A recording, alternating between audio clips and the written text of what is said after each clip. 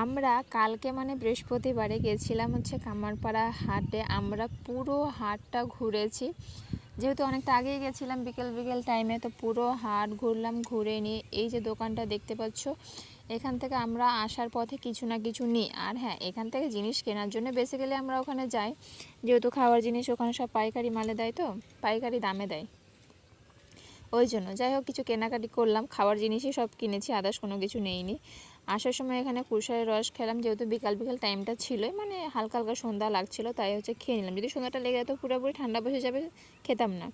ওখান থেকে আমরা বেরিয়ে গেছিলাম। বেরিয়ে আমার হাজব্যান্ড কী হয়েছে, যাওয়ার সময় হচ্ছে পেঁয়াজির গন্ধ পেয়েছে নাকে।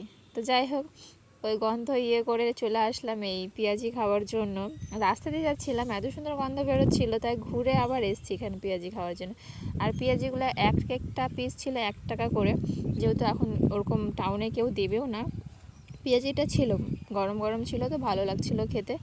ওখান থেকে বেরিয়ে আমরা মালঞ্চাতে, আমাদের এই মালঞ্চাতে এখানে মিশালি নিয়েছিলাম, যেটা একটা দাদু হবে, বয়সে তো দাদুই হবে।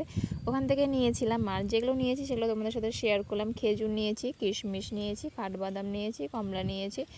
এই খাবারটার নাম আমি বলতে পারবো না কী নাম বলে এটাকে। আর নিয়েছি গজা। যাই হোক কেক নিতে চেয়েছিলাম, যেহেতু শুক্রবার শনিবার আমাদের নিরামিষ থাকবে, কেক আবার অতদিন থাকবে কি না, সেই জন্য কেকটা নেওয়া হলো না। পরে যখন যাব বা বড়দিন আসে, এমনিতে বাড়িতে সবসময় কেক খেতেই আছি দোকান থেকে নিয়ে, তাই আর কেকের প্রতি অত ইন্টারেস্ট গেল না।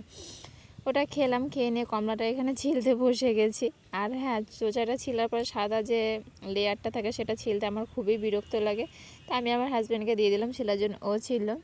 তো আজকের মতো ভিডিওটা এইটুকুই। ভালো লাগলো অবশ্যই চ্যানেলটাকে সাবস্ক্রাইব করে দিও। Bye bye.